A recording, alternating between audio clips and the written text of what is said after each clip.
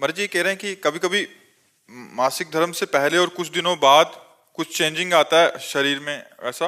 तो कह रहे हैं कि काम की अनुभूति होती है महाराज जी, मतलब उसको फिर मेरे जीवन में कोई पुरुष नहीं है, फिर मैं इतना ज्यादा समस्या हो जाती है कि नींद खुलते ही फिर क्रिया हो जाती है, फिर मतलब ये पूरा उसका सिद्धांत भी है, यह है कि मासिक धर्म के एक सप्ताह के बाद जब पवित्र होती है स्त्री तो उसको वेदना होती है, और सिद्धांत भी है।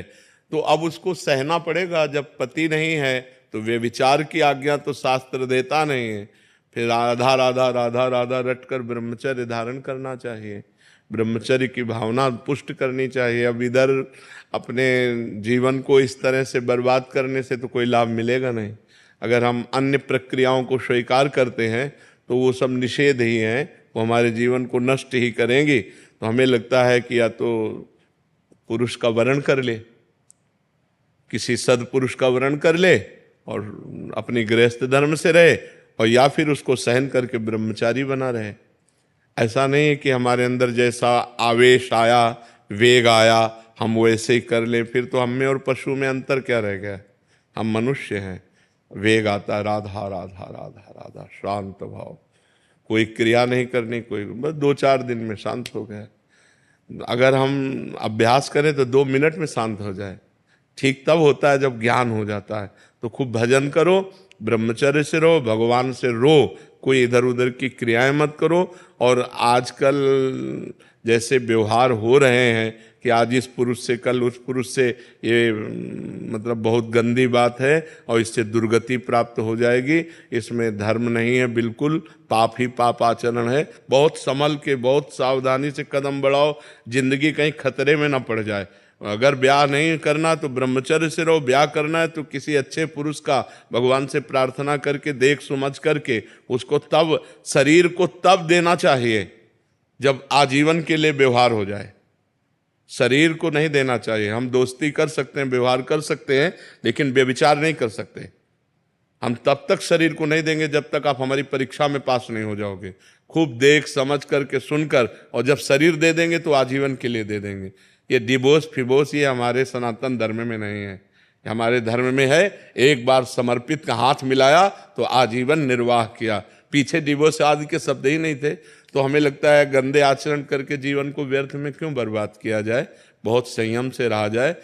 यही तो आवेश है, काम का आवेश, क्रोध का आवेश, लोभ का आवेश, अहंकार का आवेश, यही तो सब पाप कर्म कराने वाले हैं। इन्हीं को तो सहना है। राधा राधा ना सहन हो तो रोज श्री जी का नाम लेकर के, अपने पास जैसे बच्चा है, अब उसका कोई बल तो है नहीं, रो देगा माँ के लिए तो माँ को दौड़ के आना पड़ेगा। तो हमारा बल क्या है? श्री जी है। तो हम जब हम विकल हों, कोई हमें आश्रय, तो हम गंदी क्रियाएं नहीं करेंगे, रो देंगे कि प्रभु आप देख लो। वो जहाँ रो दिया तो ऐसा संभाल देंगे कि आजीवन संभल जाओगे।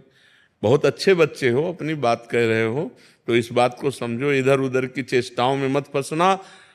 पुरुष का वरण करो तो देख समझ के वरण करो, एक बार वरण करो तो आजीवन उसका वरण करो।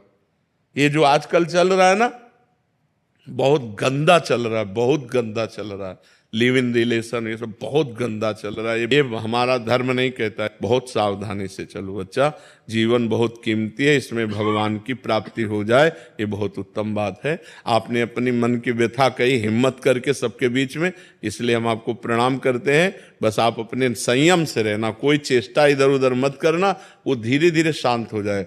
जैसे आज हमको 100% जलाया और हम सह गए, तो कल 90% जलाएगा, फिर 80%, फिर धीरे धीरे धीरे धीरे फिर खत्म हो जाता है। बच्चापन से बाबा जी 13 वर्ष की अवस्था से, और जिंदगी में किसी माँ बहन को पीछे जब गंगा किनारे जवानी पूरी रही, अब तो इसलिए देख रहे हैं कि प्रश्न उत्तर बातचीत सब ऐसा नहीं, पर जिंदगी में हमने ऐसे नहीं देखा।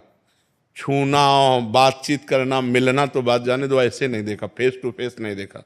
सदैव ऐसे ही रहे। और गंगा किनारे कौन देखने आता है? खाना तो मिलता नहीं था, रहने का ठिकाना नहीं, गर्मी सर्दी बरसात 20 वर्ष ऐसे काटे। धीरे धीरे धीरे धीरे धीरे तब वही अनुभव कह रहा हूँ कि पहले 100%, फिर 90% उसको देखा है, फिर 70%, फिर कम परसेंट होते होते होते अब शांत एकदम। जब शांत हो गया तब सब कुछ मिल गया। जब शांत नहीं था तो ना खाने का था, ना रहने का था, ना कुछ नहीं था। और जब इच्छा नहीं है तो दुनिया की चीजें तो हम इसलिए कहते हैं कि धैर्यपूर्वक सहो, ये सहना तुम्हें महान बना देगा। गलत आचरण में मत उतरना, ये सबके जीवन में रहता है। कोई ऐसा यहां पैदा ही नहीं हुआ भगवान या भगवान के महान भागवतों के सिवा जिसको काम क्रोध ने अपनी चपेट में ना लिया हो। सबको रोना पड़ा है, सब भजन करके आगे बढ़े हैं, सबके ऊपर भगवान की कृपा हुई जो निष्काम हुए हैं। नहीं तो सब पूरा संसार इसी में तो फंसा हुआ है। बहुत धैर्यपूर्वक रहना।